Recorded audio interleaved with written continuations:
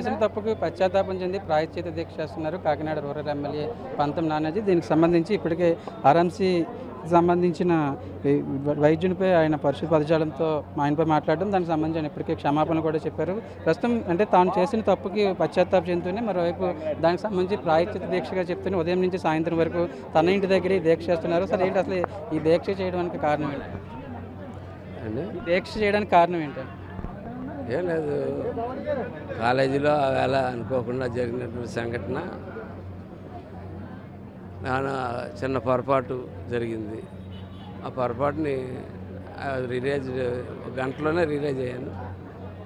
Realise అయ్యి నేనే వెళ్ళి క్షమాపణ చెప్పడం జరిగింది. మరి ఎవరో పెద్ద మనిషి కొంచెం బహిరంగంగా చెప్తే బాగుంటుందంటే బయటకు కూడా వచ్చి స్టూడెంట్స్ అందరూ ముందు కూడా చెప్పడం జరిగింది. అట్లా చెప్పిన తర్వాత మళ్ళీ ఇంకా కొంతమంది దీన్ని ఏదో కులం కిందో లేకపోతే ఒక వృత్తి కొందో అర్థమని, సాధారణంగా రాజకీయ శత్రువులు ఉంటారు కదా, వాళ్ళ వెనకాల వీళ్ళ వెనకాల చేరి అలవాటు చేస్తూ ఉన్నారు. నాకు ఈ ధరలో ఈ ప్రభుత్వం 3 నెలల నుంచి మేము ఎప్పుడు కక్షపూరిత రాజకీయం ఎక్కడ చేయలేదు. కనీసం ఒక్క వైసీపీ నాయకుడు కూడా మేము ఎక్కడ అరెస్ట్ చేయడం కానీ కేసులు పెట్టడం కానీ ఎటువంటి చేయలేదు. మేము ఈ అభివృద్ధి పదంగా వెళ్దాం అనుకున్న పద్ధతిలో నా మాటలు నా చర్యల వల్ల ఇదేమైనా ఇబ్బంది జరుగుతుంది అన్నది మళ్ళీ క్షమాపణ పరమైతే గతంలో అయిపోయింది. ఈ మరీ కొంతమంది మాట్లాడుతూ ఉంటే మా నాయకుడు ఎవరో చేసిన పాపాన్ని, జగన్మోహన్ రెడ్డి చేసిన పాపాన్ని తిరుపతిలో లడ్డూల్లో జంతువుల యొక్క కొవ్వు పెట్టి చేసిన దానికి పశ్చాత్తాప దీక్ష చేపట్టాడు. అటువంటిది ఆయన నిర్మించిన పార్టీలో ఆయన భిక్షతో నాకు సీటు తీసుకుని నేను ఎమ్మెల్యే అయినటువంటి వ్యక్తిని నేను ఆయనకి మచ్చ తేగకూడదు అన్నటువంటి ఆలోచనతో ఆయనకి కానీ మా ముఖ్యమంత్రి చంద్రబాబు నాయుడు గారి పాలన కానీ కూటమికి కానీ ఏ రకంగాని కూడా మచ్చ తేగకూడదు అన్నది అందరికీ తెలియాలి. ఇటువంటి పొరపాట్లు నాగలాంటి ప్రజాప్రతినిధులు చేయకూడదు అని నలుగురికి తెలియాలి. ప్రతిపక్షంలో ఉంటుండగా ఏ చేస్తూ ఉంటాం, ఇది చేస్తూ ఉంటాం. అది వేరు. అధికార పక్షంలో వాళ్ళ బాధ్యతమైన పోస్టులో ఉండి కంగారు పడి పొరపాట్లు చేయకూడదు అన్నది నలుగురికి చెప్పాలి. అట్లాగే మా నాయకుడికి కూడా సాంఘీభావం తెలియజేయాలి. ఆయన అంత కష్టపడి ఇచ్చినటువంటి సీట్ని నేను తప్పుడు విధానంలో వాడుకోకూడదు అన్నది నలుగురికి తెలియాలి. నా కార్యకర్తలు నా నాయకులు కూడా ముందు నా బాటలోనే నడాలా. మాకు ఆయన ఇచ్చిన ట్రైనింగ్ ఇది. 6 సంవత్సరాల నుంచి ఆయన దగ్గర కళ్యాణ్ గారి దగ్గర తీసుకున్నటువంటి ట్రైనింగ్ మేము ఆయన దగ్గర నేర్చుకున్నటువంటిది ఇది. ఈవేళ ఈ రూపంలో ఇవాళ ఇక్కడ చేయడం జరిగింది. ఎందుకు అలా మాట్లాడాల్సి వచ్చింది? ఆ టైంలో ఎందుకు అలా మాట్లాడాల్సి వచ్చింది? ఎందుకు ఒకసారిగా మీరు ఎమ్మెల్యే స్థాయిలో ఉండి అలా మాట్లాడాల్సి వచ్చింది? అంటే నేను అక్కడికి అనుకోకుండా వెళ్ళబడ్డాను. ఎందుకంటే నాకు ఆ గ్రౌండ్తో కొంచెం అనుబంధం ఉంది ఎప్పటించో. నేను గత 15-20 సంవత్సరాలుగా అక్కడ వాకింగ్ చేస్తా ఉన్నాను. ఈ సంవత్సరం ఆపరేషన్ అయిన తర్వాత వెళ్ళట్లేదు, తగ్గించాను. కానీ అక్కడ ఉన్న ప్లేయర్స్ అన్ని రకాల ఆటలలో వాళ్ళందరితో నాకు పరిచయాలు. వాళ్ళ కులాలు ఏంటో తెలుదు, వాళ్ళ మతాలు ఏంటో తెలుదు, వాళ్ళ వృత్తులు ఏంటో తెలుదు, పరిచయాలు అయితే ఉన్నాయి అన్నీ. వాళ్ళకి అక్కడ ఈ మధ్య అసాంఘిక కార్యకలాపాలు సాగుతున్నాయి. బీర్ సీసాలు, బీరాలు, మళ్ళీ మార్గదవ్యాలు అటువంటివి ఉంటున్నాయని చెప్పి డీన్ గారు ఒక ఆలోచన ఉంచి దాన్ని ఏదో క్లోజ్ చేయబోయారు. నేను వైసీపీ కదా చెప్తే ఆయనేమో వద్దండి, ఇంకా వాళ్ళు చాలా చెత్త పనులు చేస్తున్నారు అక్కడ చాలామంది, అది చెప్పాడు ఆయన.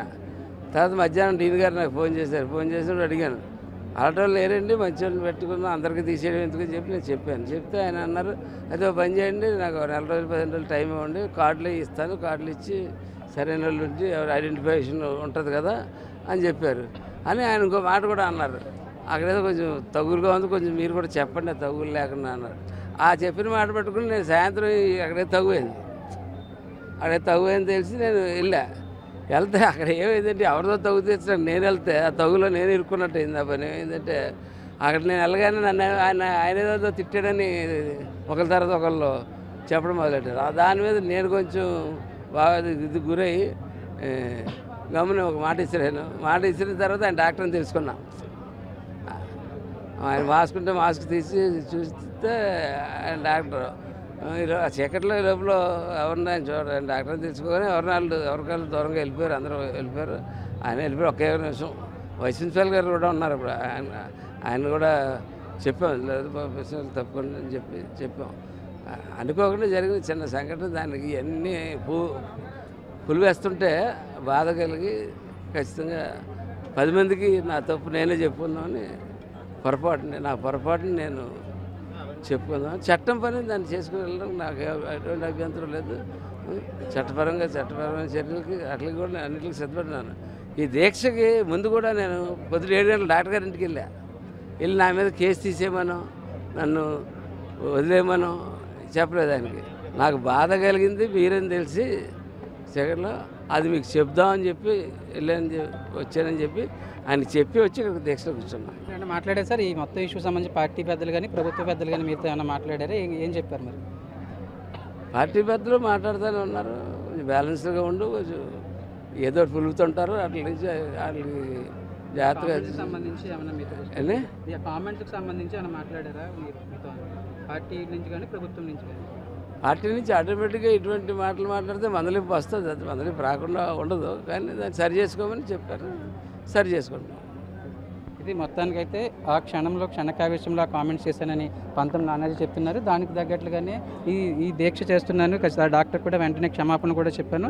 కానీ ఇటువంటివి భవిష్యత్తులో పునరావృతం కాకుండా చూసుకుంటానని చెప్తూనే మరొకవైపు పార్టీ పెద్దల నుంచి కావచ్చు, అదేవిధంగా ప్రభుత్వ పెద్దల నుంచి ఖచ్చితంగా దానికి సంబంధించి వివరణ అడిగారు. మందలింపులు కూడా దానికి సంబంధించి మందలింపులు కూడా తనపై ఉన్నాయని పంతం నానాజీ చెప్తున్నారు. అంటే ఈ మొత్తం ఎపిసోడ్కి సంబంధించి ఇప్పటికే డాక్టర్ను ఇటు పంతం నానాజీ దూషించడం, ఆ తర్వాత ఆయన క్షమాపణ చెప్పడం, ఈ మొత్తం ఎపిసోడ్ కంప్లీట్ అయిపోయింది. మరొక వైపు దీనికి సంబంధించి ఈ దీక్ష చేస్తున్న కారణం భవిష్యత్తులో ఎప్పుడు ఇలాంటి పునరావృతం కాకుండా చూసుకుంటానని చెప్తూనే మరోవైపు ఒకవేళ పార్టీ నుంచి ఖచ్చితంగా ఈ మొత్తం ఎపిసోడ్కి సంబంధించి ఖచ్చితంగా ఇటువంటి కేసులు పెట్టుకున్నా పర్లేదు, తమకు ఎటువంటి అభ్యంతరం లేదని, కానీ తాను చేసిన తప్పును ప్రాయశ్చిత్తం చేసుకోవడానికి ఈ దీక్ష చేస్తున్నానని ఎమ్మెల్యే చెప్తున్నారు. ప్రకాష్తో సాయి సుధీర్ అంటే కాకినాడ నుంచి.